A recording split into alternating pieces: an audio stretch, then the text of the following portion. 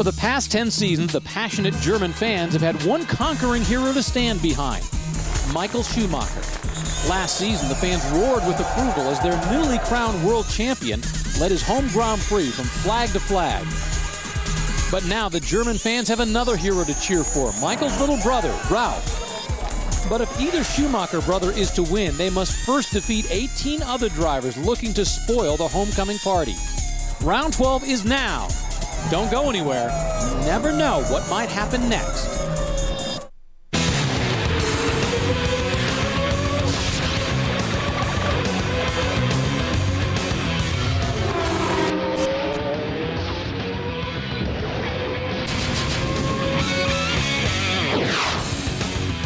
Hello and welcome to Formula One on Speed Channel. This is the Accurate Pre-Race show for the 12th round of the World Championship for 2003. It is the German Grand Prix. I'm Rick DeRuel alongside David Hobbs and Steve Matchett. And there's the man, Ralf Schumacher, heading out for a quick look at the track on a very hot afternoon here. 2 weeks ago in England, all heck broke loose in the pit lane when the safety car was deployed for the second time. You know, many of the top teams called both of their drivers into the pit simultaneously, and the mechanics were faced with what is known as a stacked pit stop. So we sent Peter Windsor to find out just exactly what was happening during this hectic time. Peter? The British Grand Prix was transformed when the second safety car came out and most of the teams, certainly all the front-running teams, came in for stacked pit stops. Easy to define how that was going to happen. Whoever was leading on the road would come in first. In theory, that was an advantage, but for Rubens Barrichello, not necessarily. By the time he was ready to go, Juan Pablo Montoya was cruising in very slowly, waiting for his box to be cleared. So first of all, I spoke to Michael Schumacher to see what happened from his point of view. The team was holding Rubens back because there was all the traffic coming behind us, and that was just an unlucky circumstance. Not necessarily because of Montoya and what he was doing. I was doing actually the same, not holding up probably because I moved over on the right, which he couldn't done because we are the first pit. But going very slowly, not to stay behind Rubens and sit there and wait. I was just rolling, cruising there until Rubens was finished. And yeah, we lost a lot of time, but that's the nature of the pit stop situation if it comes to happen like it did. The thing to do was to slow down before the pit entrance, for when I would go into the pit to be a clear pit lane, and I backed off in the pits as well until when they told me Ralf is about to be finished, I moved forward, and that was all. Let's just talk about stacked pit stops in general. A very complicated thing to practice, I would think. Yeah, it's very difficult. There's a lot of pressure on the crew because you can imagine there's tyres going everywhere because you've got two different cars in, and if you put the wrong tyres on the wrong car, then you can be disqualified. So it's very important, and the guys, you know, with that, there's a lot of sort of synchronization that has to go on. But we do practice it, and it obviously paid off. What Williams actually have been practicing for the last 18 months is having two sets of tyres ready in the box. So full marks to Williams, they managed to pull that off. It certainly worked for them at Silverstone. Michael Schumacher, if he'd come out ahead of Juan Pablo, in theory would have been second in that race. And who knows, he might then even have won the British Grand Prix. As it was, he finished fourth. Yeah, well, Sam Michael really hit it on the head there. It says there's so much pressure on the crews there during those stacked pit stop situations. Really, the key to it is be extra vigilant because you know everything's gone out of synchronization. You've got the car, the second car coming in right behind. The trick for the driver sitting behind is to leave space for the rear jackman to be able to jack the car up in front and not get too close. Otherwise, you get everything concertinas up. There's no room to maneuver. But for each individual member of the team doing the pit stop, the idea, concentrate on that pressure and concentrate on exactly what you're doing, but at the same time be aware that people will have the possibility to start to panic, so be extra vigilant for what everybody's doing. Who's responsible for the space between the two cars? Is it the second driver, or is there another crew who's supposed to be sitting there saying stop here? Exactly, there should be a spare body. The term would be to hold the second car away from getting too close. But in the pressure of that situation, the guy doing the rear jack has got to stop the driver behind, put his hand up in front of him, effectively become the brakes on board guy while the rear jack goes in. Once that's underway, then the tyre situation can follow quite easily. But watch the tyre numbers going on the car because you can be excluded from the race, and you don't want that. Huge mistake. Time now for a quick break. When we come back, Peter Windsor will venture up and down the paddock to find out what the Formula One community thinks about Schumi's chances of winning championship number 6. Stick around. You want to hear what everybody has to say.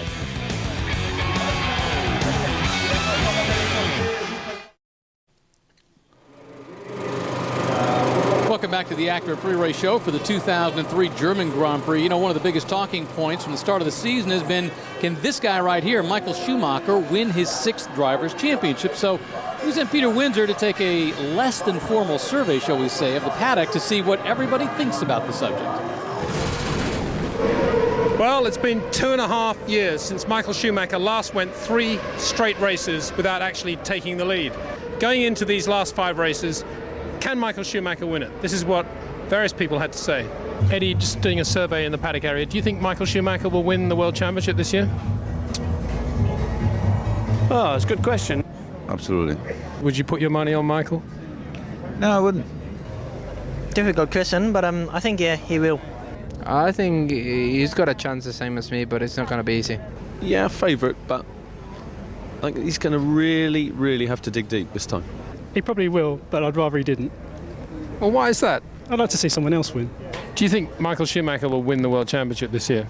Yeah, I do. I think he's got some good points up his sleeve.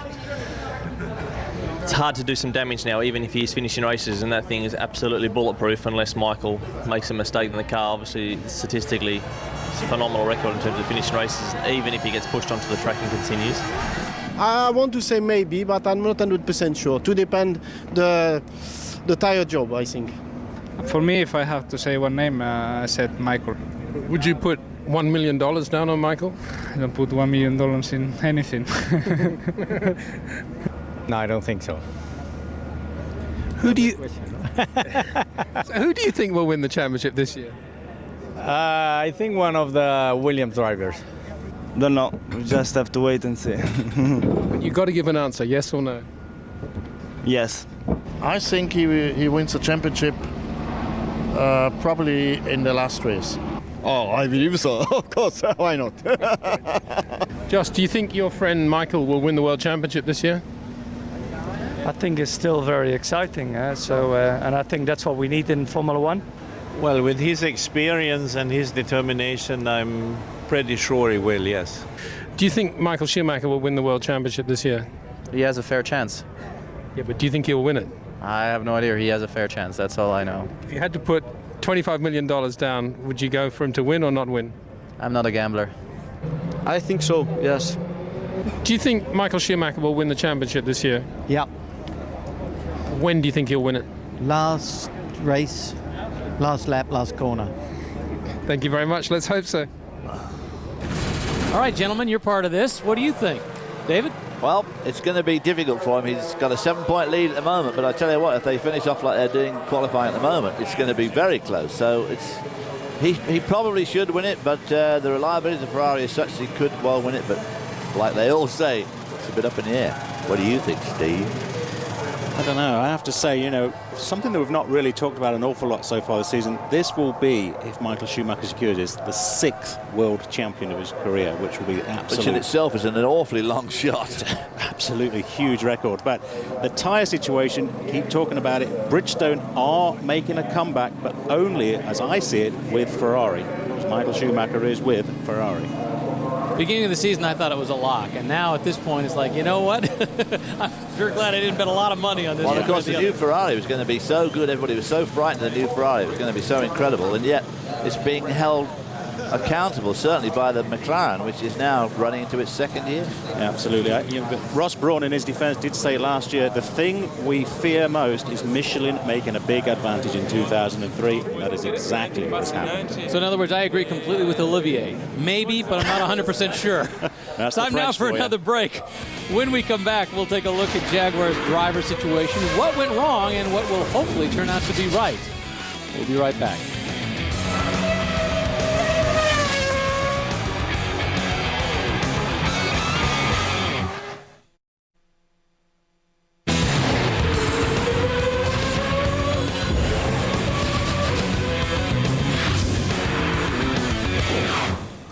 Welcome back to the Acura Pre-Race Show. You know, earlier this season, Jaguar claimed that Antonio Pizzonio would stay with the team for the remainder of the season. And in true Formula One fashion, he's gone. His replacement, this guy right here, Justin Wilson, So Peter Windsor wanted to get the skinny on just exactly what was up at Jaguar. Yes, when Jaguar failed in their attempts to sign Alexander Wirtz a month or so ago, they announced, actually very publicly, that Antonio Pizzonia was certainly in the team to stay for the rest of the year. Well, here we are at Hockenheim, and his place has been taken by Justin Wilson. I spoke to the man himself, Justin Wilson, to his new teammate, Mark Webber, and to Tony Purnell, team principal of Jaguar, to see exactly what was going on. Well, we had a very busy week, a lot of media attention over the next 2 or 3 days after that, and then on Thursday, I think it was, we went and did the seat. And from there we did a shakedown test, just a few kilometres to get used to the car before we came here. Yeah, I've got another one. I think I've had more teammates than David Coulthard's had in his whole career in Formula One. So. But this one you know, of course. Yes, exactly. I mean, I raced Justin in Formula 3000. He was very, very quick in that, and he's done a really good job in the Minardi. So I think it's good for the team that we can try and have, Antonio had a good race in Silverstone, but there was clearly other opportunities this year where we could have had 2 cars in the points, and if that opportunity comes again this year, then we need to try and get that. I wonder if you could tell us why Antonio Pizzonia has been released from the team. We saw that 5th place in the championship was a real possibility, and I've always believed that motor racing is something that you evaluate statistically. Anybody who delivers a good job is secure. Motor racing is really pretty marvellous at giving you an evaluation of how you're doing every weekend. Enough said. In that case, why did you keep Eddie Irvine for 3 years? I wasn't involved. Fairly evasive answers, I think you will agree, particularly on the Eddie Irvine issue. I think Justin Wilson will do a great job. I think you guys would probably agree with me there. He's a very quick driver and is already showing that here at Hockenheim. And I think the most amazing part of this story is that Justin Wilson didn't know this was happening until the day after Silverstone. I mean, you would have thought there'd been some hint. He didn't even heard about it. Let's listen into the German national anthem.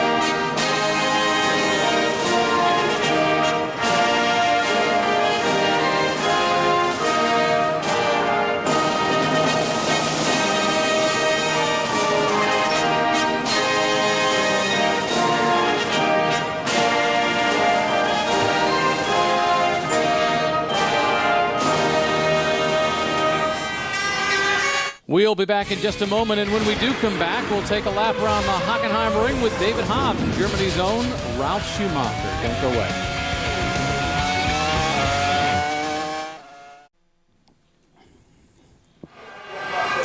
Welcome back to the German Grand Prix, a rather hot afternoon, temperature in the low 90s, and right now it's time to take a look at the Porsche track map with Steve Matchett. All right, well, here we are in Hockenheim, southeastern Germany. The track has been considerably shortened over the last couple of years. It is now down to 2.84 miles. Lamentably so, I have to say, in my opinion. 67 laps around this shortened circuit.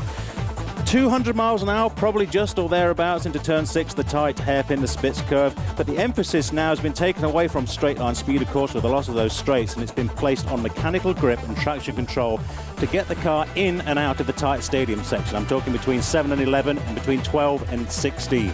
Well, there it is in 2 dimensions, David. Give us a tour round in 3 dimensions.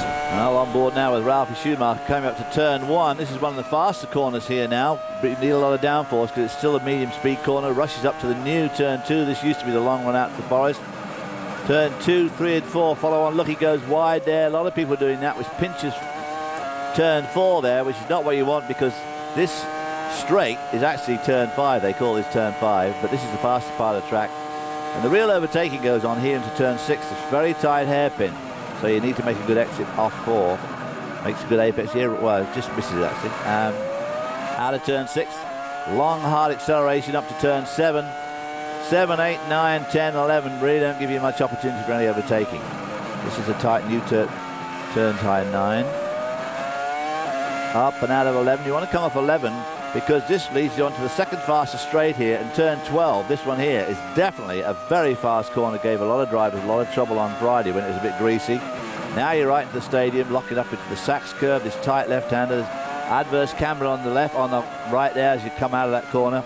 And the last two corners, 16 and 17, is really just one long double apex right-hander. And you want to make a good exit off here as well to maintain high speed on this front straight through turn 1. Not a lot of opportunities to overtake, quite honestly, around this track. Take a look at this. Best laid plans of mice and men. See that Foster sign starting to fall down. That's the last thing you want, little pieces, debris of a sign. Well, it needs a quick draft of its own ale to perk it up a bit. I'm sure they'll have somebody ripping that down in just a moment. Very, very hot today. Track temperature well over 100, 120 degrees. Air temperature in the high 90s. So there's a man that's standing in an air-conditioned room. And you'd be amazed what Bernie charged this guy for that seat. Yeah. Because trust me, no one watches for free here. See a lot of the mechanics looking around the car. We saw a lot of dry ice and ventilation blowers being taken onto the grid there. Very, very high ambient temperatures today. A lot of the teams are going to have to be cutting the rear of the bodywork out to try and get that heat to dissipate away from underneath very tight confines of these cars. Now, the aerodynamicists have really pulled the bodywork in very close, and getting the air and the heat away has become a priority at this race. Have a look at the Ferrari bodywork and you'll see that those gills, those Z3 type BMW gills, will be at their maximum to cool the car. Well, by the way, on Friday it was announced that the date of the United States Grand Prix at Indianapolis will be shifted from its traditional September running to June 20th. Now that starts next season. Several reasons contributed to the date. Most notably, hopefully that date will allow the teams to be in North America following the Canadian Grand Prix, so it should make life a little easier for traveling. But let's not look too far ahead, because the 4th United States Grand Prix at Indianapolis Motor Speedway is just around the corner, and tickets are still available. In fact, to reserve your seat, you can contact the Speedway ticket office at 1-800-822-INDY or check out the website, www.imstix.com. We'll be right back.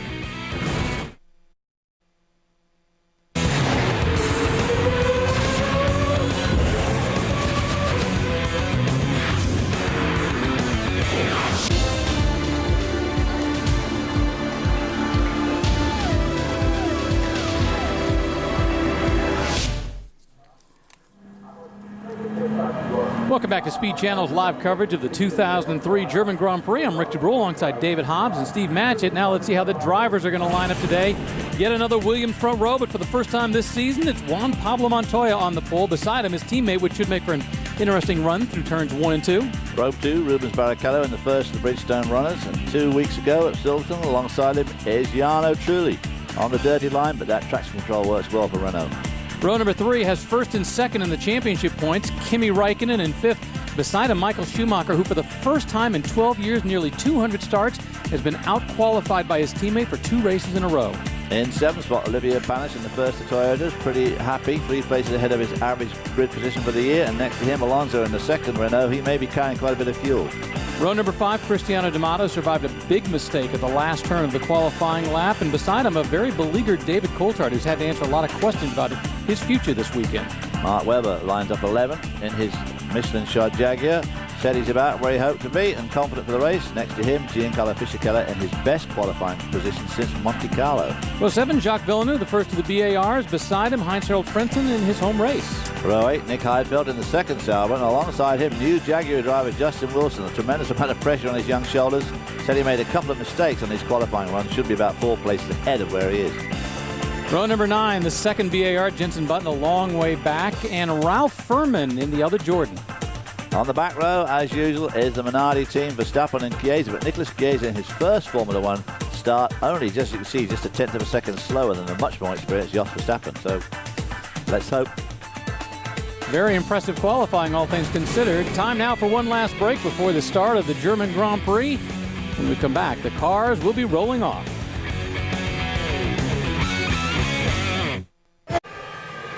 Welcome back to Speed Channel's coverage of the German Grand Prix. Cars getting ready to roll off in just a moment. Saw Michael Schumacher starting back on row number 3. This guy is on the pole, Juan Pablo Montoya, surprisingly for the first time this year. Absolutely. We got used to him being on the pole last year, 7, and it looked like he was going to go, but this year he's been a bit outshone by his teammate, which I think sort of caught him a bit by surprise. He's kind of been under the gun. Early in the season, it was Ralf Schumacher who got the letter from Frank Williams, and I think it's time for a letter to Juan Pablo Montoya. He needs to spruce it up just a little bit. Well, perhaps he's just had it. That's why he's on the pole. Traction control turned off. I mean, the launch control turned off to lay a bit of rubber down there in their grid spots. Huge amount of smoke coming off Raikkonen's car there as he left the grid.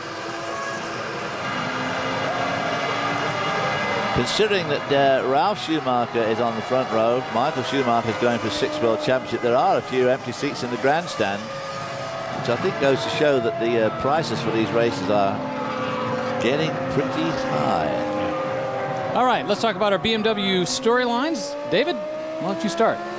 Well, championship heating up. It certainly is very hot today, and the championship itself is tremendous. If they finish in today's order, Michael Schumacher would only have a 6-point lead over Raikkonen, but from Raikkonen down to Barrichello in 5th spot, there would only be 10 points. So it is going to be really down to the wire.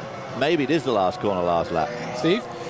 Well, heating up is exactly right, and we were talking about tyres earlier on, the battle between Michelin and Bridgestone. Tyre drop-off. I'm understanding from talking to engineers in the pit lane that the Michelin tyres, although made for these hot conditions, are starting to drop off towards the end of 15 laps. A lot of the teams are using the harder Michelin tyres. Alonso and Trulli in the Renault are on the soft option, and they say they are having no problems at all with tyre degradation. So let's see how that plays out at the start. And we want to see how storyline number 3, Justin Wilson, plays out at the start. You know, he's had great starts when he was with Minardi. He was averaging about 6 positions at the beginning of every race. And he said it wasn't at the start. It was actually during turns 2 and 3 where he would make up his advantage. If he can do that today, that could be huge. Imagine that's 6 positions. I mean, from where he's starting in 16th, he'd move up to 10. Let's talk about the weather, the fact that it is so hot this weekend. It has been in the 90s all weekend long. Track temperature 117, only 32% humidity, but everybody's been saying that it just feels like it's sweltering, almost like a Florida day. And don't be counting on any rain, even a thunderstorm coming in this afternoon. Well, Rubens Barrichello said yesterday in his post-qualifying interview that it felt like Malaysia. It was so hot and humid, and yet the figures don't tell you that, but it is very hot. Huge crowd on hand, as I say, a few empty seats, not a lot, but huge, and as you can hear from the air horns, a very enthusiastic crowd with the Schumacher brothers poised right near the front. And this man right here, Michael Schumacher, was doing an awful lot of capering around in this chassis before he took to the circuit. They were doing a lot of changes to the steering wheel, whether that was controls or they were making him more comfortable with pedal positions, I don't know, but keep your eye on Michael Schumacher at the start in case they have got launch control problems. Well, their launch control is not great on the Ferrari, and he's on the dirty line. That could be a real disadvantage for him this afternoon. That run down to turn 1 here is very fast, and turn 1 is fast, and you don't want any problems going into that turn. No. Now, talking about pit stop strategy very briefly, 2 or 3 stops, we don't know as yet. Best I can make out, perhaps Barrichello is on a 3 stops, both Williams perhaps on a 3 stop, and both Toyotas on a 3 stop as well. All the rest on 2, which will mean, of course, that the Williams and Barrichello and the Toyotas will be on 2 stop, and everybody else will be on 3. Well, last year everybody was on a 2 stop. That was the way to do the race. This year, with the changing strategies and the way qualifying works, it's kind of thrown everything up into the air. A lot of tension in that Ferrari pit. You can see everybody looking very tense. They're looking at their monitors, and well, they might be, because by this time last year, Michael Schumacher clinched the World Championship. This year, there's no even close.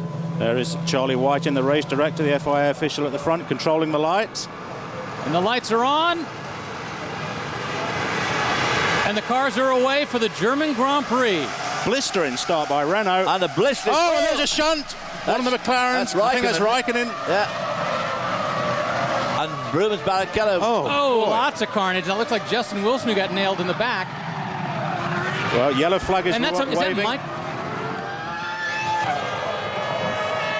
It's like Coulthard challenging Michael. Barrichello, I think, is out. There is Furman in the Jordan. The nose ripped completely off. We have a safety car situation. They are yellow flags. You can see no red flags. That is Kimi Raikkonen.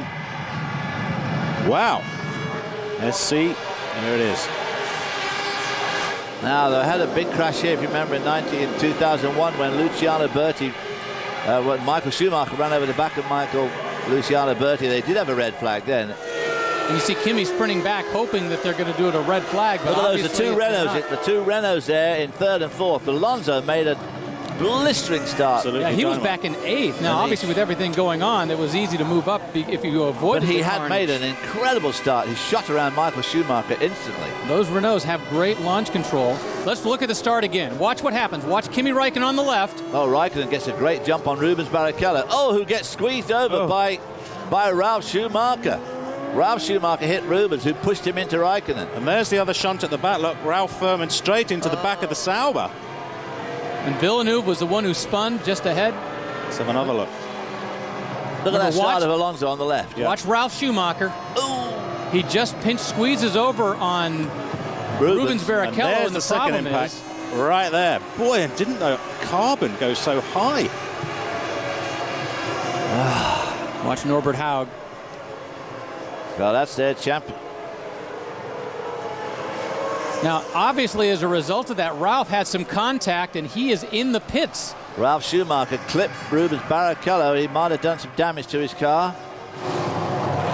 Jacques Villeneuve also is coming. Well, look at the damage on to the left-hand side pod. Remember, the side pod, badly damaged. Radiator is right underneath that, right there.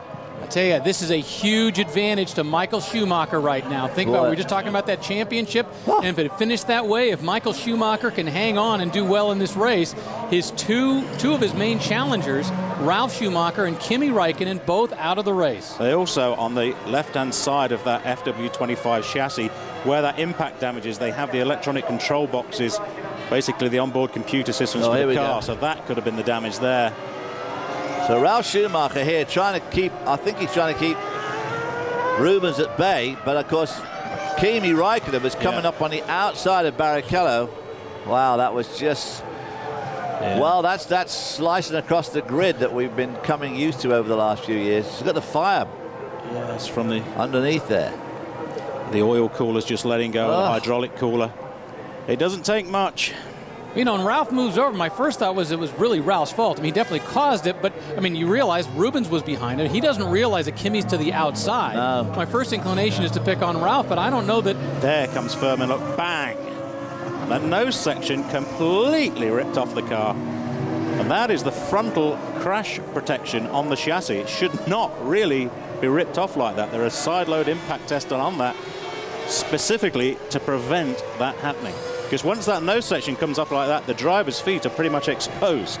Kimi Räikkönen paying a terrible price for what was a tremendous start. The launch control so much better than the Ferrari. There you see Michael being swamped by one of the BAR cars and the Alonso car while all this drama is happening. But he is luckily right on the inside. Well, Kimi Räikkönen has not had much luck in his quest for the championship this year, has he? I mean, it's always been one extreme or the other for Kimi this year, and this is yet another case where, look at the view out the back. That wheel swinging up there, tethered to the car, swinging right up on the top of the car. Yeah, well, that's what it's supposed to do, of course. That tether is to prevent, although the suspension will break and the wheel will become free, the tether wire is there to stop the wheel, the rim, coming into the cockpit. Oh, and poor old Justin Wilson getting caught out there, getting hit from all sides. You can see Justin Wilson was just desperately searching for a way through there. Searching for a hole, and just get everywhere he went, he got hit. We're going to get this sorted out. Obviously, quite a start to the German Grand Prix, and what this is going to do to the championship, it could be huge. We'll be right back. Back in Germany, we just went green, restarting the German Grand Prix. Juan Pablo Montoya up front, then it's a couple of Renaults and Michael Schumacher. And take a look at David Coulthard, who's trying to make a run at Mark Webber in the Jaguar. Mark Webber, here he's right, tucked under his tail. Going to be difficult into the next section. Remember, David Coulthard started 10th. Yeah, Mark Webber started 11th. And of course, Alonso started in 8th, and he's now 3rd. And somehow the Toyotas weren't able to take advantage of that at all. They're back at 7th and 8th. Boy, that was unlucky for Justin Wilson. We saw some replays where he weaved through the whole thing and just got tagged by Ralph Furman, who was also weaving his way through. What a disaster for Kimi Räikkönen and Rubens Barrichello in particular, and of course Ralf Schumacher. All right, these are the cars that got hit in that first opening lap problem. It was Ralf Schumacher, Heinz-Harald Frentzen. These are all out of the race. Justin Wilson, Rubens Barrichello, Kimi Räikkönen, and Ralf Furman. And look at that, Räikkönen, Barrichello, and Schumacher, 3 of the top 5 in points. Absolutely. Well, you're absolutely right, David Hobbs, about the Renault launch control system off the line there. Blistering start by both of those drivers. Alonso and Trulli just outshone the Ferrari launch control system hands down. And how is it Michael Schumacher, once again, his luck, he avoids all of that crisis? Doesn't even get close to it. He just went straight down the middle of the road and he didn't move, he didn't swerve, and suddenly found himself right on the inside. All the accidents were happening on the outside in front of him, and then of course, oh, there's Justin Wilson back out. Well, obviously he was hit, but not too much damage, or at least well, not the way enough things to are put going him at the out. moment, he can score a point. Yeah, very absolutely. possible. And if nothing else, it's a free test session for him right now. What is he, 1 lap down or is he 2 laps down? So Montoya at the moment, fastest first and second sector times on lap 4, 16.8 sector 1, 35.3 sector 2. Well, Montoya. And third sector, excuse me, David, 23.6. So fastest lap, Montoya. Well, Montoya hasn't had much luck at the German Grand Prix. Retired in 01 and came second last year. The things he should absolutely walk this race. Although he did have a pole here in 2001. Riding on board with David Coulthard.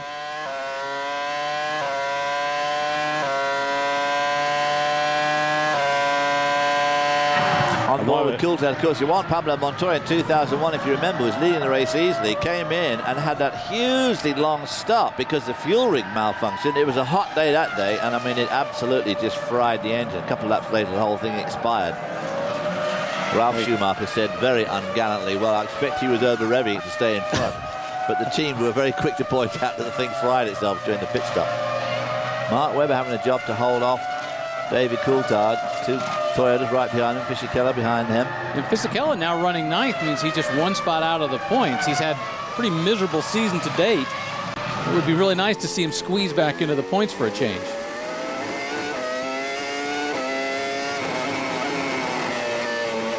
David Coulthard in hot pursuit of Mark Webber. Jarno Trulli in the Renault, not giving up the chase on Montoya. He has just set the fastest first sector time of the day, 0.1 underneath Montoya's, 16.7 for Jarno Trulli in the Renault. And then you see Montoya coming up on the back, I think, of Justin Wilson, so he's got to get by him.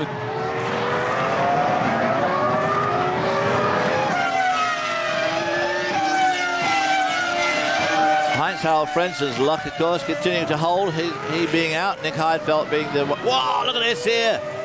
David Coulthard makes a run on Mark Webber on the outside. Oh, don't do that. He's not giving up. He's not giving up anything, but just doesn't have enough. He got around him. Wow, that was a brave move. Other words came to mind. Great move by David Coulthard. And I can't say enough. Remember, there's been a lot of talk about poor David this week, and everywhere he has been, it's been, what's your future? Are you going to be back at McLaren? Can you do the job? Well, there you see him coming up now. This is that long left-hander coming up to this tight right-hand hairpin, and he goes for the outside pass. Can you do and that? Pulls it off. It gave him plenty of room. There he was right close, wasn't he? You just saw the front wing end plate of the Jaguar just come into the shot. And really some heads-up driving by both of them. By Mark Webber right there. If he could just get it power down a little bit, if that Jaguar just had a bit more grunt and a bit better traction control, he probably could have held him off. Of course, he was on the inside, slightly dirty line there too, so coming off the corner on the inside that tight probably wasn't quite as good. Michael Schumacher now started to harry young Alonso. But David Coulthard, if you remember 2 weeks ago in England, at one stage after that cowling blew off his car, the first safety car came out, then That's Nick Heidfeld coming up on the back of Jenson Button. This is for 10th position. The BAR Honda's not going well this weekend at all. It didn't qualify well yesterday because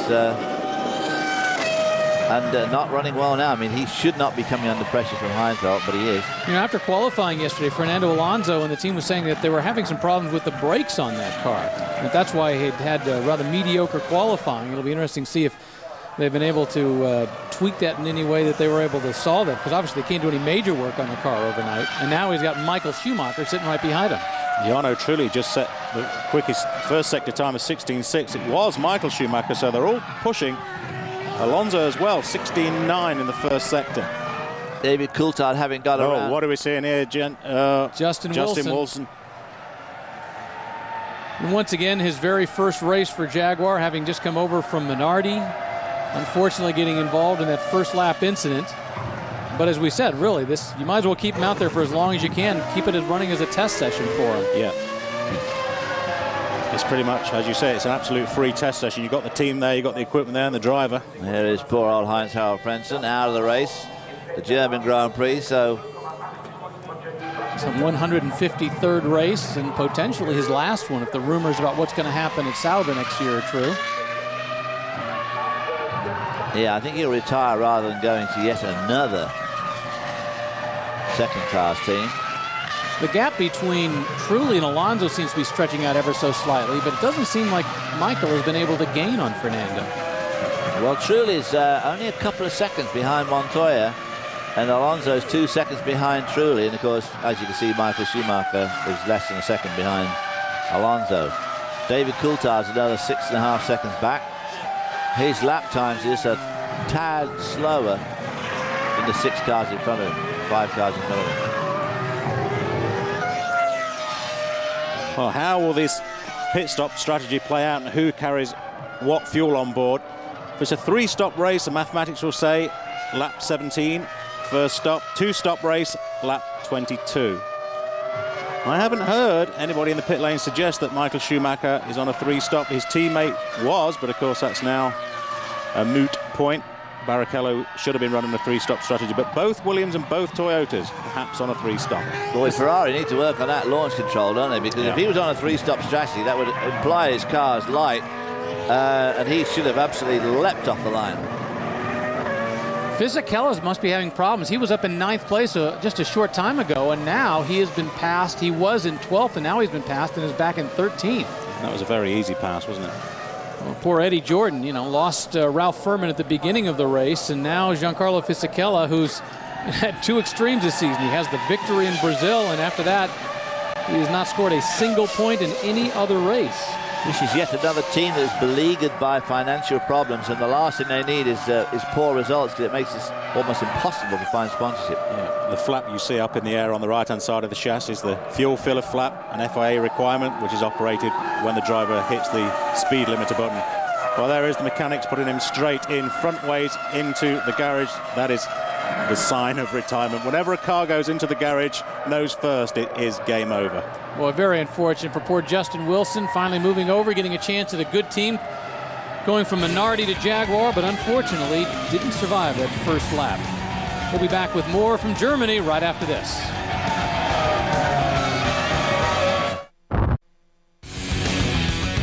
Speed Channel's coverage of Formula One is brought to you by BMW. Visit your local BMW center for a test drive. BMW, the ultimate driving machine. Back at the German Grand Prix, Giancarlo Fisichella has come in for what has been a very long stop. Yeah, he came in, they changed the tyres. We thought they may have had a puncture, but obviously they put fuel at the same time. But it was an incredibly leisurely stop after that, so I think there's obviously something else. Yeah, you saw one of the mechanics in the side pod there with an airline. It seemed to be cooling the electronics down as opposed to trying to clear any debris out of the duct. Here's the battle for 6th right now. Mark Webber being followed by Olivier Panis in the Toyota, and that is Cristiano D'Amata back behind him. Cristiano D'Amata, who led 17 laps of the British Grand Prix a couple of weeks ago in the Toyota, his first laps in the lead of a Formula One World Championship. Last year's kart champion here in the States. He's struggling for a gear or something. Is not working right on that car. I think it's an electronics problem. It caught them off guard when he came in, but they changed tyres anyway as a matter of course, put fuel in, and a lot of fuel went in, but you know, there was more to it than that. Montoya, another fastest lap there. We should point out that fast lap is a new record as well. I mean, last year, Michael Schumacher had a record of 1:16.462, and now we're up to a 1:15.2. Which is about 136 miles an hour. Another look at the start. Look at the Renault go! And that Toyota too. The Toyota went by on the left side. Yeah. Willie Weber going, that's not the way we want to see it happen. Come on, Jean, work on that darn thing. Wow, Renault ready for a stop. Would this be Alonso, who I said at the beginning had a lot of fuel on board? Truly in. Now remember, both the Renaults were set at the top of the show using the softer of the compound. They say they weren't struggling with tyre wear, but I guess in comparison to the hard compound, they're suffering a little bit. They look all right. The ones that came yeah. up. He was about 4 seconds behind when he came in then. Montoya just absolutely running away with it. Well, that was lap 14. Montoya had built up about a 4.5 second lead over Jarno Trulli before that pit stop, and then it was another 4 seconds back to Fernando Alonso. And there you see that is Mark Webber being followed by the two Toyotas, and although Anish for a while was taking a look at Webber, he hasn't been able to make any move. Meanwhile, Juan Pablo Montoya is up front setting another fastest lap, now down in the 1:14s.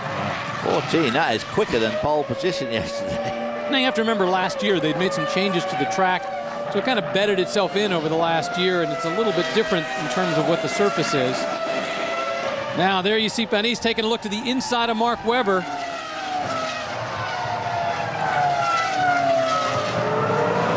Webber got passed by David Coulthard just a little while ago, and now he's trying to figure out a way to hold off the Toyota. And Cristiano D'Amata sitting there thinking, come on, guys, somebody do something. I want to move up. Well, these guys, again, if they're on this three-stop strategy, which we think they are at the moment, they are coming close to coming into the pits anyway. They might think the best thing to do under this situation, you can't get by the Jag, is to come into the pits. In fact, they took the words right out of your mouth and he went in. Yeah, there we are. Yeah, Panis in the pits. It'll be interesting to see if D'Amata can get any closer to Mark Webber, although I assume he'll probably be coming in on the next lap as well. About 7.5 seconds of fuel delivery time we're looking here, about 60 kilos, 133 pounds of fuel on board. So overall stop time of about 8 seconds, 9 perhaps. Oh, very quick. And they were adjusting his seatbelts as well. Yeah. Well, I got a little surprise out of Steve there. That's not what you were expecting. Well, we don't know how much fuel was on board, of course, before he came into the pits, but they have brought him in a little bit early. So it would have been lap 17 for the mathematics for a three-stopper. So they're obviously thinking give him a couple of laps more. They're obviously thinking that he was going to be a lot quicker than Mark Webber. They needed to get him out of it, didn't they? Meanwhile, Juan Pablo Montoya just making this look really easy. Now, Montoya has already passed Nicolas Chiesa, and he's coming up on the back of Jos Verstappen. Verstappen has already made one stop when the safety car was out.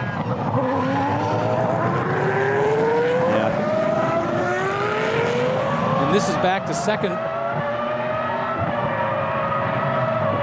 There you see second place, Fernando Alonso, and Michael Schumacher has been about the same distance behind Fernando almost the entire way.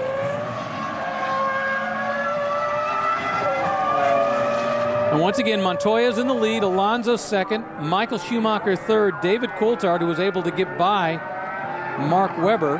Jarno Trulli came out ahead of Webber. So Trulli's in fifth, Webber's in sixth, and Cristiano D'Amata is back in seventh. And D'Amata trying to take a look. And he goes down the inside. Webber gives him plenty of room.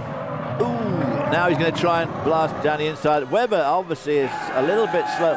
Montoya in. Now Montoya in the pits. Watch for some action going off to the front wing. I think we're going to see a front wing adjustment as well going off right there. As they're changing the downforce. Well, just on genius. The front tyres were looking pretty ratty, weren't they? I think the front tyres are going away on the car. It was struggling with that understeer. But And Michael Schumacher in too.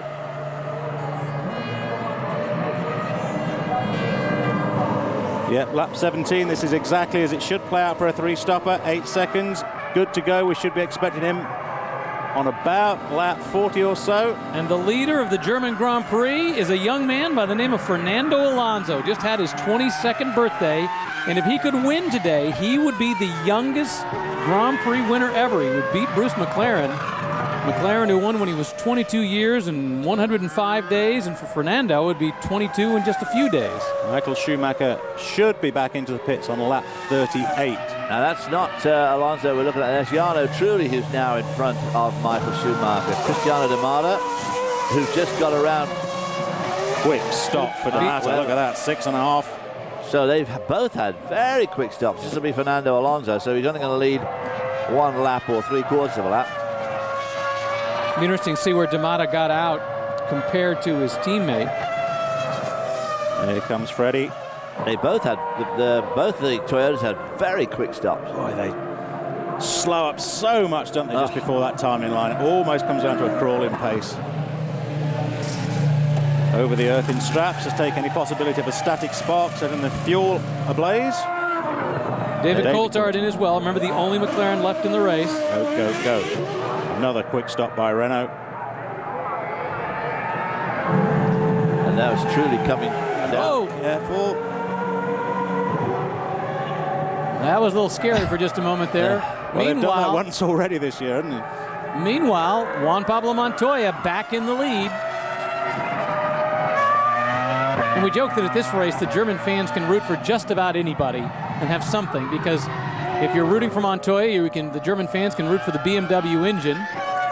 You want to root for the Toyotas, they're maybe a Japanese-based, Japanese-owned team, but they're based in Cologne, not far away. You can root for David Coulthard, who's got Mercedes power.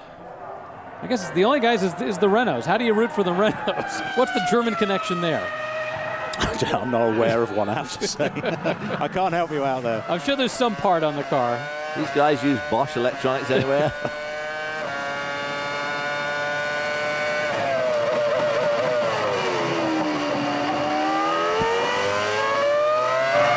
Well, these two guys here, Button and Webber, are the only two guys yet to pit. Everybody else has done their stuff.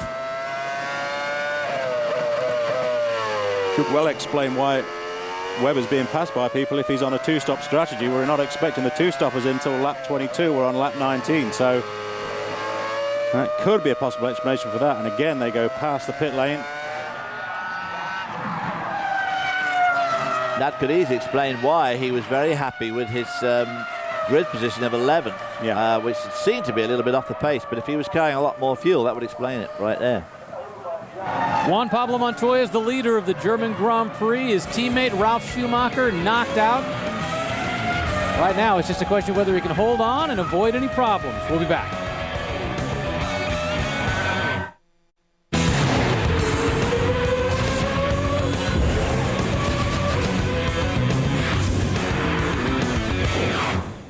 Juan Pablo Montoya is looking for the 3rd victory of his career. Meanwhile, the battle for second is between the Renault teammates of Fernando Alonso and Jarno Trulli. Trulli in front, Alonso behind, and Michael Schumacher very casually sitting in 4th, just waiting for something to happen. Don't forget to tune into Speed later today to watch the stars of tomorrow with the Toyota Atlantic Series. They'll tackle Trois Rivières. Live race coverage begins at 1 o'clock Eastern Time. We'll see if A.J. Allmendinger can win the trios, go for 3 in a row, and keep his championship points lead. Again, that's later today at 1 o'clock Eastern Time, only on Speed.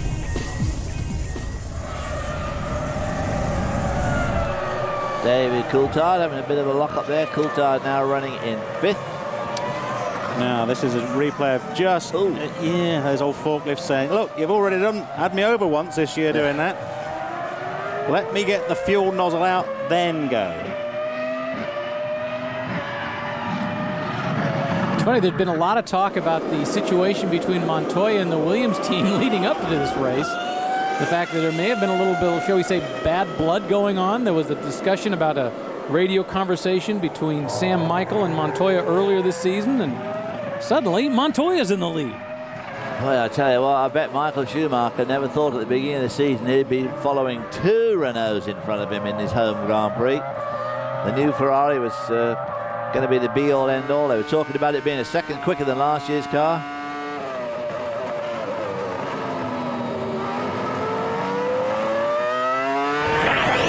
Now, while we were in break, this was the pass that happened between Cristiano D'Amata and Jacques Villeneuve. Now, this was for 7th place. Bit of good heads-up driving. Look, D'Amata comes D'Amata down the inside, and Villeneuve gives him plenty of room, but then D'Amata gets out of shape. Poor old Villeneuve doesn't know whether he's Arthur or Martha. He keeps trying to turn in, but he can't because he knows he's going to hit him if he does. So, a bit of stout drive by both of them there. Another look at the restart. Just look at the start of Raikkonen. Hurtles down the inside. Rubens Barrichello then absolutely gets nudged into him by Ralf Schumacher, who's coming over to take a line. Meanwhile, Michael Schumacher swans through, and there's the demise of Justin Wilson. Rubens Barrichello explaining what happened. The debrief to the engineers. How did you do that?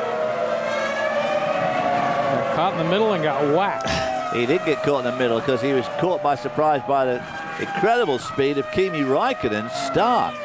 The launch control on the McLaren's looking very good, because remember 2 weeks ago in Britain, Kimi came from the second row and whistled down the inside of Rubens Barrichello. So I suppose Rubens should have been on the qui-vive for Raikkonen to come through. The guy I was talking to was Gabriele Dolicali, which I think is his race engineer.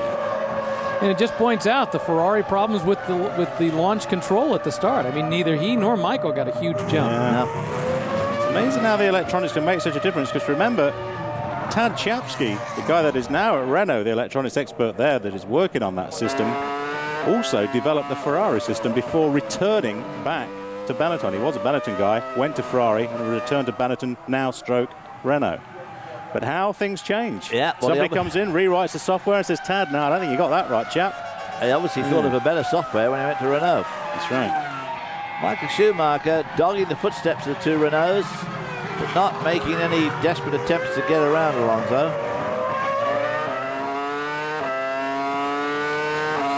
A lot of people thought that the Bridgestones at the end of these runs would be much quicker than the Michelins, but that does not seem to be playing out quite that way. With the three-stop strategy, the Michelins seem to be keeping themselves in. I think that's probably been forced on range a little bit, Dave, by the degradation of the tyre. Remember, Michelin had been able to turn these tyres around in about a week. And if they were looking at the short-range forecast and saw how hot it was going to be, yes, they would have made the tyres for this sort of temperature condition. But I think it's caught them off guard, because it's simply just got hotter and hotter as the weekend's gone on. And one of the Minardis going a little bit off excursion. Jos, the boss. Jos, you want to get on track, son? Or not. Day is done for Jos Verstappen. I tell you what, Jos Verstappen never has a great amount of luck at this race in the German Grand Prix. Let's have another look what happened back in 1994. Look, there I am holding the rear jack. Jos Verstappen in the car, Kurt Blamo. 3 litres of fuel went up. It all splashed out. Look, starts at the right rear, right there. You see a little spark at the right rear? Ignites on the brake disc, a 1,000-degree brake disc. Well, there it was. The fire lasted about 4 seconds. 6 of my colleagues injured and flown off to the local Hockenheim hospital by helicopter. And you let go of the jack. Unfortunately, I was rolling on the floor trying to put my overalls out, and thank the Lord that the McLaren mechanics were kind enough to come running down and pat me out and put me out. Because, well, it was a terrible day in motorsport, but that's all part of the course for doing the job, I guess. Nicholas Chiesa back into today's Grand Prix. Nicholas Chiesa in the pits. That is Jos Verstappen. His teammates, so both Minardis stopping at the same time. We don't know what's happened to Chiesa yet. And Verstappen's never even scored a point in this race in all the years he's competed here. Meanwhile, back up front, you're seeing the battle at second, third, and fourth. And amazingly, Michael Schumacher back and forth, and he can't even seem to be able to take a dent in the two Renaults. We'll be back in Germany in just a moment. Welcome back to Speed Channel's live coverage of the German Grand Prix. I'm Rick DeBrule with David Hobbs and Steve Matchett. I want to say a special hello to all the folks at the Brickyard who are up there watching. Hard to believe to some folks, but I know a lot of the NASCAR guys love to watch Formula One and understand that they were watching in the media center yesterday during qualifying, and today they're no doubt glued to this race. And we're probably amazed to see what happened at the start like everybody else was. Here's the second, third, and fourth placings on the track. It's Jarno Trulli, Renault number 1. with Fernando Alonso right behind. Yeah, and Montoya has just lapped Mark Webber in the Jag, so a little bit depressing for Marco. And amazing, remember Jacques Villeneuve was just very lightly involved in that first lap incident. He is in 8th right now, the last points-paying position. Speaking of points, let's talk about what would happen if the race ended right now with everybody in these positions. Michael Schumacher, by finishing 4th, would get 5 points, move up to 74, but Juan Montoya would make a big jump to get 2nd. He'd be 65 points, just 9 points behind. Kimi Raikkonen, Ralf Schumacher, and Rubens Barrichello, by virtue of not getting any points this weekend, would fall to 3rd, 4th, and 5th. The huge losers, of course, being Raikkonen and Schumacher on that. Just a disaster, especially for Kimi Raikkonen, who's been leading the championship, or led it for such a long time, was in very close contention. Just saw a great shot at Steve Bird and the engineers from Williams BMW looking at their laptops. I guess they were trying to figure out the points positions as well, right, if it finished right now. But yeah, Montoya would overtake Kimi Raikkonen in that move, wouldn't it? And put him in 2nd spot. Yeah, it's close this year. Not that far behind either. You know, it's interesting because we keep thinking about, here's the move that Montoya, remember this is just a back marker, this is going by Heidfeld. Just got to make sure you do this safely. But talking about Michael Schumacher and how, you know, this isn't the season we expected, well, you still have to remember, if you look at his results, most drivers would love in any year to have results like this. He's got 4 victories. He's, you know, finished 3rd twice. He scored points in every race but one. But we look upon this after the last 2 years and go, what's wrong with Michael? Yeah. And of course, the other thing is the amazing turnaround of the BMW Williams team at the beginning of the year with their new car. They were struggling like heck. Then they went for that big test at Silverstone where they did all that rear suspension changes that you were talking about earlier on in the year, Stephen. I mean, they just transformed that car. Night and day, right? The team has definitely done his homework and solved some of those problems they had early on. Pit stop's going to be coming up in just a moment, so we're going to take a brief commercial break so we can be ready for it right after this. Don't go away.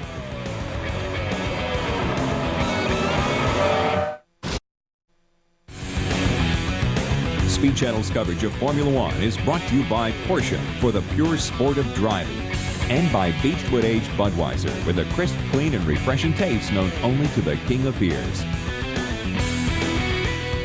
Back at Hockenheim, and Michael Schumacher got a little help from Fernando Alonso. Look at this, Fernando Alonso went off, and Michael went rocketing by, and then that's Nicholas Chiesa. Almost stopped in front of theirs. Well, I wonder whether or not Chiesa blew up, if the lump blew and put oil down on the track, and that caught Alonso right off guard. Dragging back all that grill. Well, the good news is that he was able to... Look at it. Is that bits of car flying off there? Those are some yellow...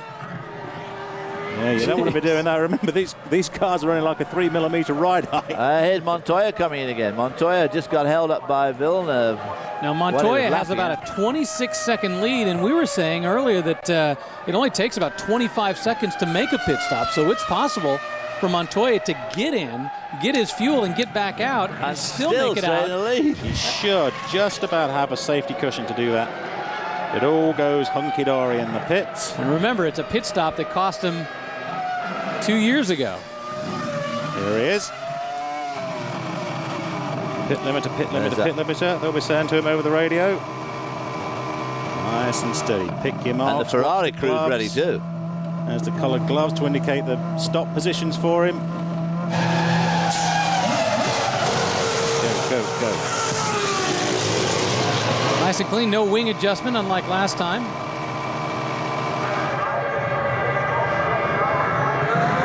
Yep. Here comes Jarno Trulli, so he easily maintains his lead. Alonso back up to speed now.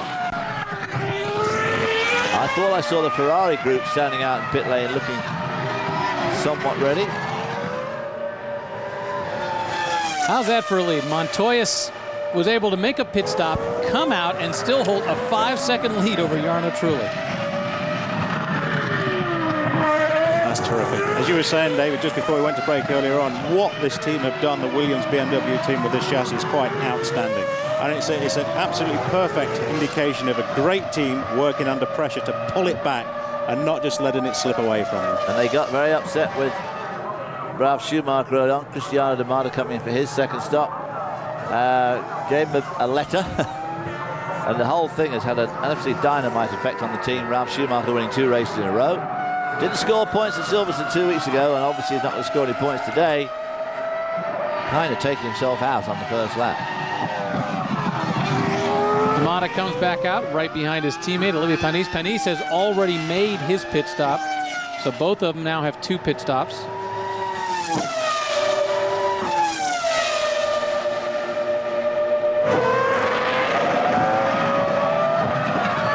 There's Montoya, and there's the gap back to Trulli, but realize that Trulli still hasn't made his second stop, and Montoya has.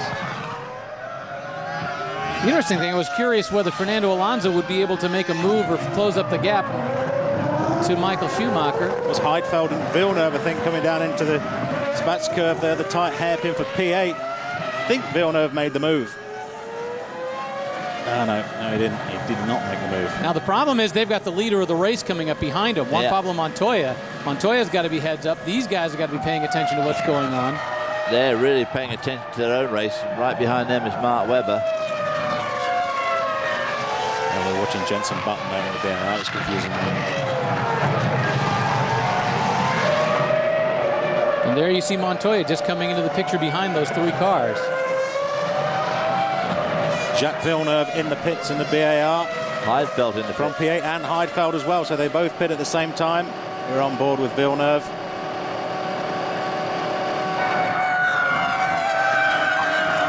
And that actually helps out Montoya because it's just less of a battle going on ahead of him. Out come the Jordan Mechanics, and in between the two, Jordan Mechanics will be key to keep those air gun pipes away, make sure there's no accidents. Ooh, long stop for Villeneuve. Heidfeld makes it in the pit. Speed limiter off and away. Fisichella's been alternately very slow and very fast this race. Yeah, he was going very slow, then seemed to have gotten his speed back, and then was going slow again. And he's in the pits right now. Here we are. Malfunctioning electronics or hydraulics could... It sounded at one stage if he was stuck in gear or couldn't find gears. Or I wouldn't be surprised, David, if they had problems with the electronics overheating and eventually they change the control box or something to get him back up to speed. David Coulthard is in 5th. It's not a battle for position between himself and the Sauber that's right behind. So Trulli, Alonso, Michael Schumacher. Let's give him about another 2 to 3 laps before that pit stop action comes into play. You're going to have to watch that very carefully because these mechanics are going to be really under pressure to service their cars quick and get their driver out ahead of the opposition. Well, Montoya is pulling away from Trulli and Schumacher at about a second a lap now. He's got nearly an 8-second. He's got nearly a 9-second lead. And having come out of his pit stop with a 5.5-second lead, he's up to 9 already. So Montoya on an absolutely blistering pace. Another move as well that I think a great move by the Williams organization is to re-recruit Frank Durney, the engineer that was with them back in the 1970s and was responsible, along with Ross Brawn, for developing the ground effects car back in the 70s with them. Frank Durney, very much an old school engineer, very much of the mindset of Patrick Head. Patrick Head said, you know, with Tony Ross and Gordon Day, the 2 modern day engineers at Williams that are always looking at the computers and always dialing in the fine ride-height adjustments, what we wanted was an old school engineer to put the confidence back into the drivers as well. Frank Durney doing a terrific job with that team and is assigned to Montoya's car. Well, it's certainly a move that has worked. BMW have lost a couple of their engineers to rival Mercedes across, slightly not across town, but across the country. So they're probably hurting a little bit there, but obviously the addition of Frank Durney has helped enormously. Michael Schumacher now reeling in Jarno Trulli as we come to this vital pit stop arena, the second pit stop. Michael Schumacher, if he can get close enough and they make a really good stop, he could maybe snag second position away from Trulli. And we should mention that if you just joined us, the first lap there was a big incident that involved Kimi Räikkönen, Rubens Barrichello. Now I'm expecting Ralf Schumacher. Sorry, Rick, I was just thinking I'm expecting Trulli and Michael Schumacher will be pitting on exactly the same lap. Renault will have to delay The Alonso pit stop for another lap, of course, to clear the pits up so we don't have that stacked pit stop situation. Now, we've already seen the Renault mechanics out in the pit lane. So this is going to be a titanic battle in the pits. Who can refuel and reshove the car and get them back out into the front? This could be the key move for second position in the race. Here come the Ferrari bods. But it would have to be a dynamite Ferrari stop to get around Trulli in the pits, because Trulli is further down pit lane. Here comes one, here comes the other. Take a deep breath, guys, calm down, and remember what you must do.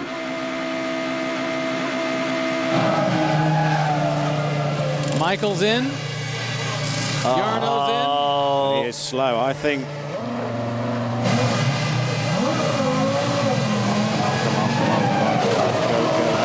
Next one, go. Yeah. Oh, he makes it, Jarno Trulli. A slightly quicker stop gets him out ahead of Michael Schumacher. Right, I tell you, it's so tempting to keep looking around and seeing what the other crew are doing, how fast they work, and you can't do it. You have to concentrate on your car. You know, it's so funny, when you get into the heat of battle, it's so easy to change a tire, to do the work that you have to do, until you know you have to do it in 10 seconds, and you know the guy right beside you is doing it at the same time, and suddenly the simple little task, like putting a wheel nut on or jacking up the car, you know, you can make that one little mistake, and maybe it'll only cost you half a second or a second. You know, that isn't much in real time, unless, of course, you're in a battle like that. One thing I did want to mention is that I was mentioning that first lap incident. Kimi Räikkönen has gone to the medical center, although we understand that they're just checking him out. They don't think there's any serious problem. He was a bit shaken up by the incident where he was knocked out and went into the tire wall. So he is in the medical center, but once again, they don't think it's anything serious. But the car was severely damaged in that. I mean, it just absolutely collapsed around him. Fernando Alonso. Right. Well, they were quite long stops for Trulli and Michael Schumacher, thinking probably they can go all the way. Now, if they adopt the same strategy here with Alonso, make this another long stop, 8.5 to 9 seconds of fuel, we'll see him go all the way. Go, go, go. So again, that should see Alonso to the end of the race, but Montoya should pit once more. Boy, that car picks up power once that speed limiter comes off. David Coulthard in all that has now moved up to second behind Juan Pablo Montoya, but remember, Coulthard so far has only made one pit stop.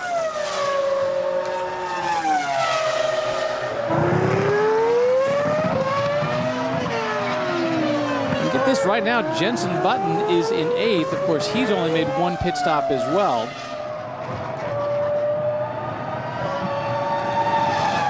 We are now on lap 40, guys. Now Montoya, for our calculations, lap 53. He will have to pit again. And Rick, what you were saying, I remember that 25-second cushion to get in and out, and he's not be phased by that. Yeah, he's got. Well, at the moment it's 21.8. That's close. He obviously has the car that is the class of the field today. He's got 23. Coulthard, don't forget, Coulthard's second now, not Alonso. And he's got 23 on Coulthard, who's got 21 on Alonso. So he's got about a 30-odd second lead, which is obviously going to be plenty of time. Well, what Williams will be keen to do now is preserve the reliability of the car. They know that the wind's in sight, but it is extremely hot. You're going to get to a point where Sam Michael, Patrick Head, Frank Durney will be going, now start to cool the car. When you see that sign, the pit board come out with cool, they can just back off a little bit, drop the revs a little bit, anything just to take that competitive edge off just enough to make sure the car gets to the checkered flag. And remember, unlike last year, they don't have the two-way telemetry. They can't make any of the adjustments from the pit to try to tweak it in any way, to detune it, or to make it last a little bit longer.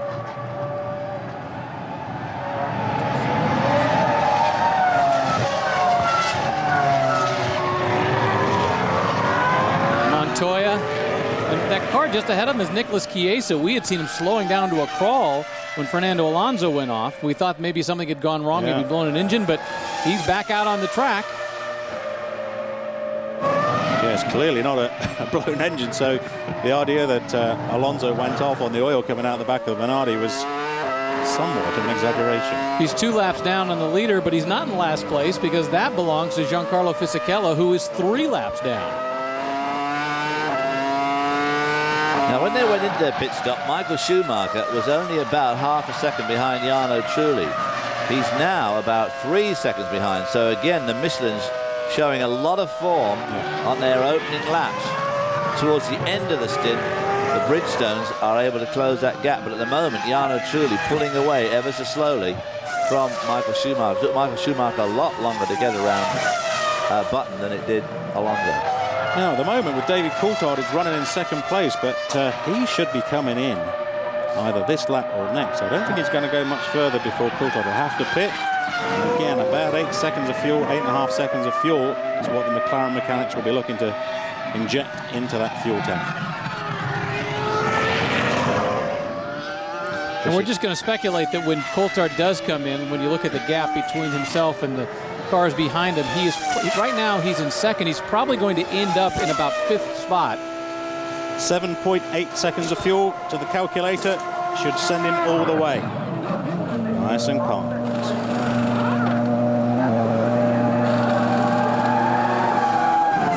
Tires are changed, waiting for the fuel rig. Out with the rig go.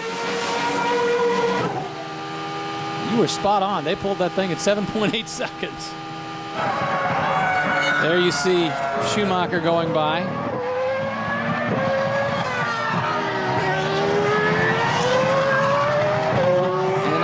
And I think it's possible that Coulthard make it out ahead of Alonso. I think he did. I think David Coulthard made it out ahead of Fernando Alonso. So Coulthard, who started 10th, didn't have a great qualifying session. By virtue of the fact that that first lap incident, 3 cars getting knocked out, he was able to move himself up, and now he's moved all the way up into 4th, ahead of Fernando Alonso. We're going to take a brief break. Looks like all the pit stops, for the most part, have worked their way out. We'll be right back.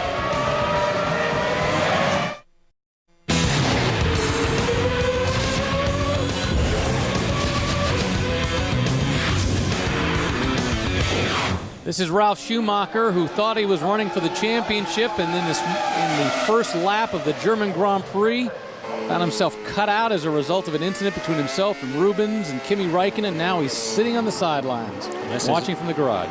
Mark Webber coming in for his, which will be his final pit stop of the day. About 6.8 seconds of fuel. He's the last of the runners to come in for a second stop. While we were away, Jenson Button also made his stop. He was the only other driver who hadn't done it. Nice and clean, moves on. Webber was 8th in the point scoring position when he came in.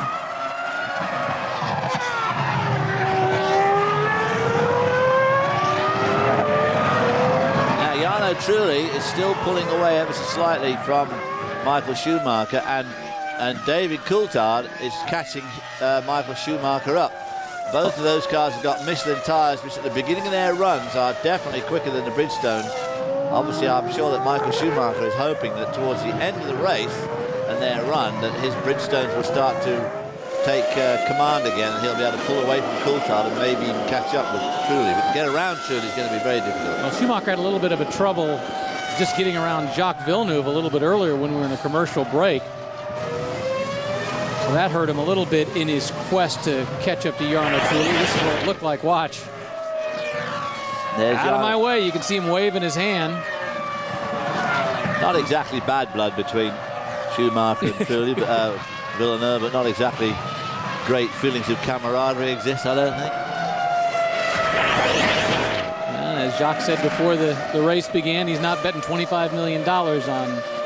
Look at that, 2-second Schumacher. gap difference between Montoya and Schumacher's lap times at the moment. That's pretty indicative of things, and if that continues through the end of the year, this championship really could go down to the last corner of the last lap of the last race. Yeah. And this is what it is like right now. If they were to finish in these positions, Michael Schumacher, because he'd moved into 3rd from 4th, would have gained an extra point. He'd beat 75 points ahead of Juan Pablo Montoya's 65. And once again, Kimi, Ralf, and Rubens not able to score a point. So they're not gaining at all, especially hurting Kimi Räikkönen. But a 10-point lead over Juan Pablo Montoya, the way the Williams BMW Michelin combo is going at the moment, and of course Montoya himself, that would be very hair-raising going into places like Hungary and Monza, which are really, especially Hungary, a real tyre circuit. Could be hot there. And you'll notice Montoya is about to lap Cristiano D'Amata. D'Amata is in 7th. And next on his list is Olivier Panis, who's 1 spot ahead. He could easily lap up to Alonso. Meanwhile, Jarno Trulli is desperately hoping that something goes wrong with that BMW engine. Yeah, and give him his first win. His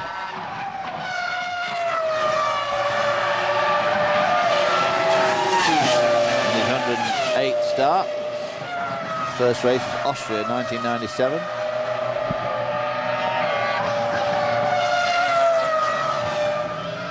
This will be a nice finish if it keeps on this way for Toyota. And this Panis and D'Amata in 6th and 7th. They'll be both in the points. David Coulthard looks like he's closing the gap on Michael Schumacher. Definitely closing the gap on Schumacher. Schumacher has steadied the gap between himself and Trulli.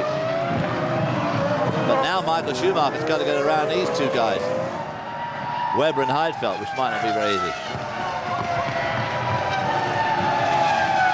So Webber just passing Heidfeld for a position. Yeah, once again, Webber and Heidfeld are not part of the battle with the other 2 cars. They're battling each other.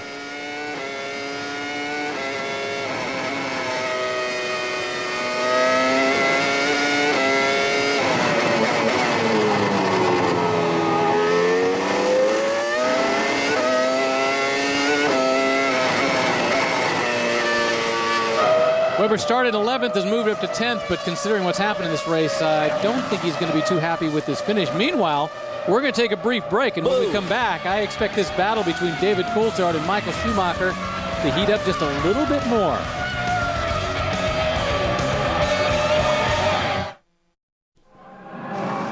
While we were away, Juan Pablo Montoya, the leader of the race, came in for a 3rd and hopefully final pit stop. Nice and steady. 3 laps early than we projected. Lap 53 is lap 50. Really good to go to the end of the race.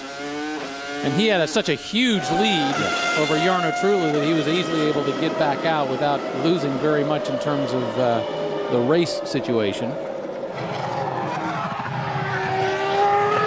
And Steve, earlier we saw a pit board sign. Well, yeah, remember a little earlier in the race we were talking about what Williams will do. This is the pit board for Montoya going out with switch. Now, what we want to know is, what does switch mean? It's a code that obviously Williams do not want to broadcast to the rest of the pit lane what they want Montoya to switch. Best guess I could say is, remember the other day we were talking about, the other race we were talking about Jaguar having high oil content and smoking at the start of the race. Well, to the regulations, we were watching D'Amata go through his last pit stop procedure. To the regulations in Formula One, you're not allowed to add oil during the race, as you can in Le Mans style sports car racing, for example. But the lumps do get through a lot of oil, probably about 5 to 8 litres during the race. So the way that the teams want to top them up, they have another auxiliary oil tank, basically a spare dump churn of oil underneath the bodywork on the car. And by electronic switch, they can transfer the oil from that storage facility into the engine. So you're not really adding oil, you're just moving it from point A to point B. So when the lump starts to run out of oil, you can top it back up again. That would be my best guess at this point in the race, what Williams are doing. And why not just say it over the radio? Why put it out on a sign? You can never guarantee that the radio will work around the circuit at all points. Key so you battle want to going on here. Look, Schumacher really being hounded now by David Coulthard for this vital 3rd position and big points. And Alonso's catching them both up. And of course, Schumacher's now got to get around Webber in front of him, who's also on Michelin tyres. Webber up to speed now. Look at this, David Coulthard right up with Michael Schumacher. Schumacher, a Bridgestone car in a sea of Michelin tyred cars here in front of him. He's going to find it very hard to get around Mark Webber if he can even catch up with him. And David Coulthard would like nothing more than to put a great pass on Michael Schumacher this weekend after all the bad press he's gotten in the last 2 weeks about is he going to be back or not going to be back at McLaren next year. And he's had plenty of practice at overtaking the last couple of weeks. At Silverstone the last 2 weeks ago, we saw him put off a number of really, really brave moves and passes. So he's well in practice at the moment. Yeah, personally, I think it would be a big mistake McLaren to get rid of David Coulthard. And personally, I don't see it happening. And there's a lot of it in the press, a lot of it in the media, as we're saying, but I don't know. I just don't see it happening. And Ron Dennis said this weekend, I don't want to talk about this. He made it very clear. He said, we'll announce shortly, but we're not talking about it this weekend. We're not trying this thing in the press. Yeah. Heidfeld in the pits. Michael Schumacher now only 1.7 seconds behind Jarno Trulli, who's a cool 40 seconds behind Montoya, even though Montoya has stopped 3 times. But look at David Coulthard breathing right down the neck of Michael Schumacher. Now, we talked about the driver's points and how this race, if it finished this way, would affect the driver's points. Steve, look how it would affect the manufacturer's Ferrari. If it finished right now, 124 points with Ferrari. Williams do then the power have got 118 and McLaren on 100. So Mark Webber moves out of the way of both Michael Schumacher and David Coulthard. That is second, third, fourth. Mark Webber, obviously, he is back in 9th, out of the points and not a part of that race right now. And he just moved over, let those other 2 fly by. Pretty stout move there by Mark Webber to do that. Struggling to get the fuel hose on there, weren't they? A little bit of a panic. You see the guy clearing out the brake there on the left-hand side of our screen, not got his safety helmet on. So I wonder whether or not that was a bit of a panic pit stop there for Jordan. Got a bit of a panic race for Giancarlo Fisichella, unfortunately. Terrible. It's not gone smoothly. Oh, that's dry ice coming out. You see all that little white marbles coming out of the radiator duct. So again, it looks to me like Ford are worrying about overheating problems on the Jordan. They dumped a load of dry ice in the car. Now, once again, that's second, third, fourth, right there. Jarno Trulli's in second, Michael Schumacher's in third, David Coulthard, who's been gaining ever so slowly on Michael Schumacher. And Michael Schumacher now gaining hand over fist on Alonso. And Schumacher at this point desperate to get around Alonso. Schumacher, actually, Trulli's the one in second place. And right in front of them is Jenson Button, who is running currently in 8th. At one point, this gap was up to 2 or 3 seconds, and now it's down to less than a second. Yeah, it makes me wonder whether or not these soft compound tyres that Renault have been running, they said they haven't really been struggling with tyre degradation, but remember, in this high heat, you can see the difference there from the left to right side of the rear tyres. I wouldn't be at all surprised if these soft compound Michelins are starting to give up the ghost now. Jarno Trulli there right in front of Schumacher, not making much impression on Jenson Button. Jarno Trulli's last lap was an 18.3. Jenson Button's last lap was an 18.6. Schumacher's last lap was an 18.4. Coulthard's last lap an 18.1. So he's the quickest of the trio at the moment. 13 laps left to go in the race. Juan Pablo Montoya has rocketed off, but now we've got a great battle shaping up between second, third, and fourth. Look at that, David Coulthard right behind Michael Schumacher.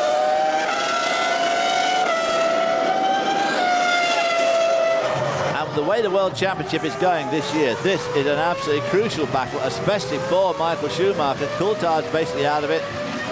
Trulli is out of it from a World Championship point of view, but Michael Schumacher needs every point he can get if Montoya is going to display the form that he's displayed this weekend. And Michael wants that extra point, but he desperately doesn't want to have anything go wrong. Absolutely. He's better off with what he's got than losing them all. Even if he were to let David Coulthard go by. And Ralf Schumacher still will be in the hunt, even though he scored no points last week or this week. As we've seen, the Williams incredibly strong these last 4 races, 2 in a row. Before last week, or 2 weeks ago, and then another one this week. So 3 out of the last 4 races won by Williams, assuming that Montoya wins today. Trulli's last set of tyres could be a bit off. He did a 24-lap stint on those tyres, but now if he's going to get to the end of the race with these tyres, he's going to have to push that to 30 laps. Yeah, so that's a considerable amount more wear on these soft compound tyres, and I think they're going to struggle with performance. I think it's dropping off considerably now towards the end of this run. And Coulthard, of course, pitted last of all, so he's got the least amount of laps on his tyres. Yeah, he's got about a 6-lap advantage insofar as tyre wear is concerned. And the Bridgestone were hoping desperately that their tyres were going to be looking good towards the end of their stints. We did see a few laps back a very worried group of Bridgestone engineers standing around, clipboards and pencils in hand. No doubt a tremendous amount of work going on with Bridgestone.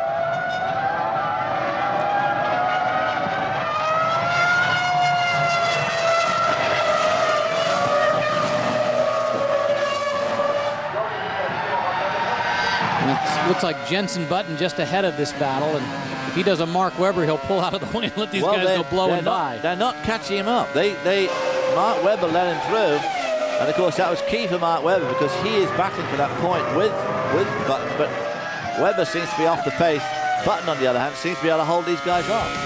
And Jenson Button is in the final points-paying position in 8th right now, but he doesn't want to get away in the head of those three. We'll be right back.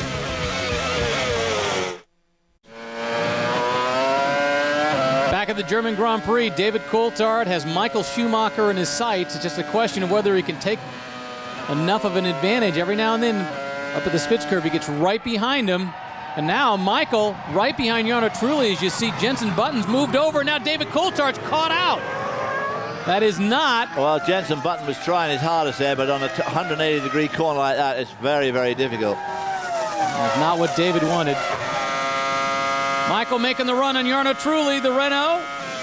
Boy, and look at the right rear tyre on that Renault as well. Oh, side by side. Too wide, too wide, too wide. Listen, here comes DC. Oh, amazingly, Michael may have the position even going that wide. Wow. Michael Schumacher passes Jarno Trulli despite going. How did he pull that off? I thought Coulthard. He was almost to Munich when he made that pass. And here's David Coulthard now on the back of Jarno Trulli as well. I think the rear tyres, look at the rear tyres on Trulli there, just going down into the hairpin. There's almost like a chunk coming off the right rear. The tyres are really giving up the ghost. But that's all around the Ferrari pit. Now Michael Schumacher has moved into 2nd.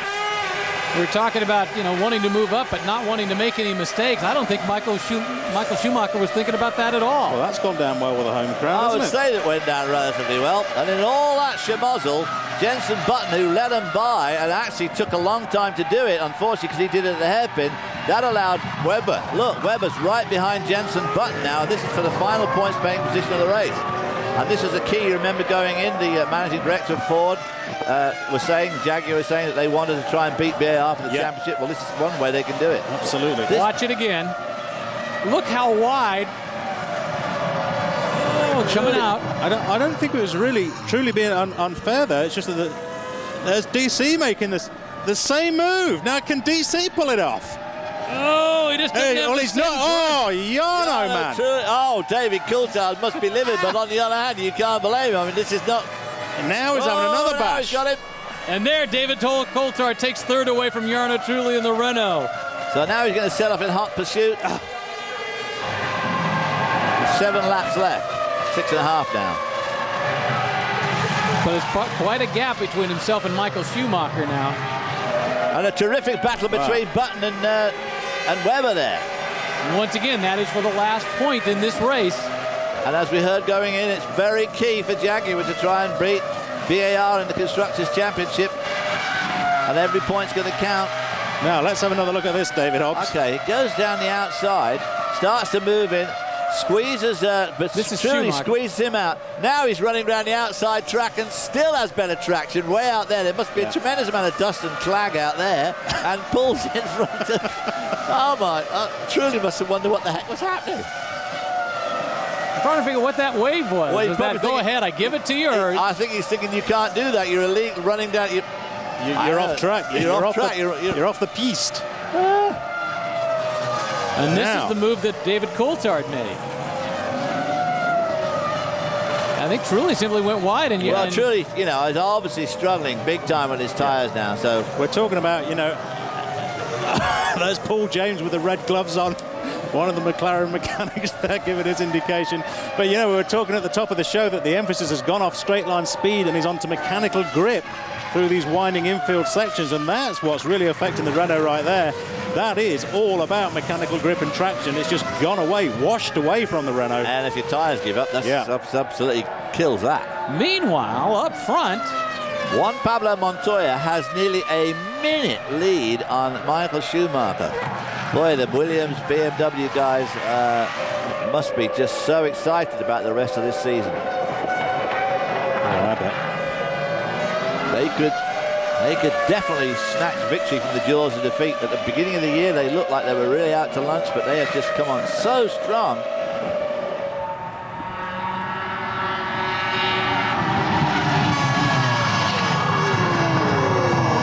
Getting second place would allow Michael to stretch that championship out, the championship lead out just a little bit more. Boy, he's going to need it too by the form of the Williams today. This is the way the points would go if they finish in their current positions. Michael Schumacher, who a moment ago was only going to have 75 points, would now have 77 and have a 12-point lead in the championship. Nicholas Chiesa diving out of the way of David Coulthard. There's Jarno Trulli, and it looks like Fernando Alonso is gaining in the back on Trulli as well. Look, you can see Briatore just smoking. Fuming at what he just saw. David Coulthard just under 3 seconds behind Michael Schumacher with just a handful of laps left. Meanwhile, Montoya has almost a full minute's lead over Michael Schumacher. It's up to 56 seconds.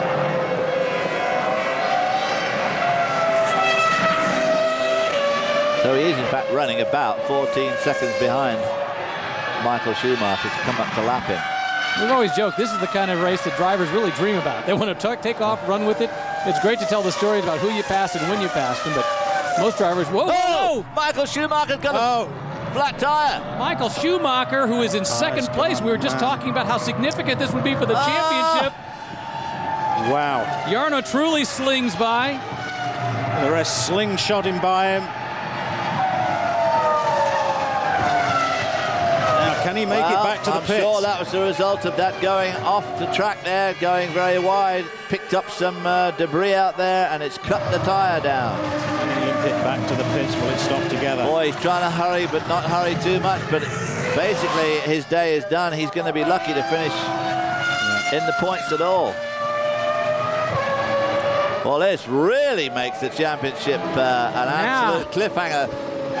Now you'll see Ross Brawn right there, and he will be inspecting the damage to the left rear. It's up to him to give the go-ahead. Is the car safe to race? Remember, this carbon suspension could well have suffered damage from the flailing rubber. They will need to check the suspension. Ross Brawn will say race or cut the engine. Here he comes. Ooh, goes a bit wide there. Hard to hold it in with that left tyre down. We talked about the luck of Michael missing that big accident on the first lap. The luck finally played its way out. 3 laps to go, his luck run out. Boy, he's now dropped to 7th. Both of the Toyotas have gotten by. The only guy that hasn't gotten by is Jenson Button. I believe Jenson was about 45 seconds behind. So he should be able to get out ahead of Jenson Button for the very last point.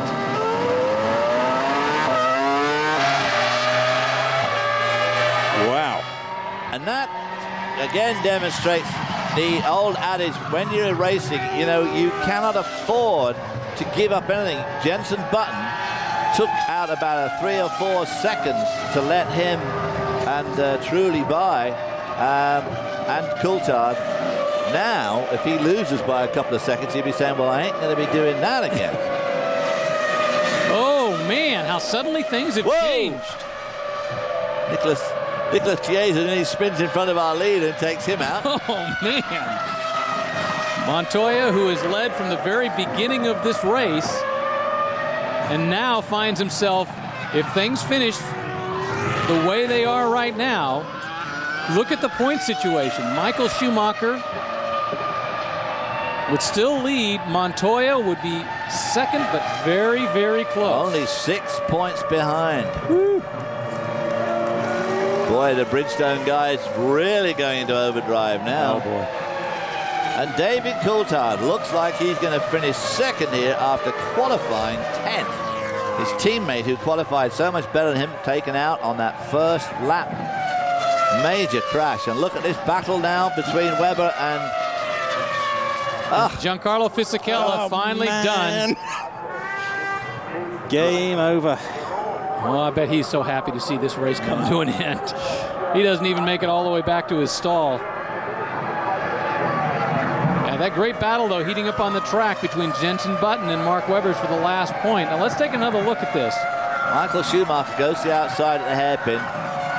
Trulli is not going to give him a great deal of room as they turn into the hairpin, forcing Michael to go very, very wide, and basically goes off the track. And of course out here is where all the debris and rubber and bits of junk get swept out to. This is just about a half a lap later when Trulli, trying to hold Coulthard off, goes wide. Well, that's a result of the damage to the left rear. Always the right rear lifts up as the weight transfers diagonally. Final lap. Oh, but look at this. Look what it will do to the Manufacturers' Championship. Boy. 2-point lead over Williams.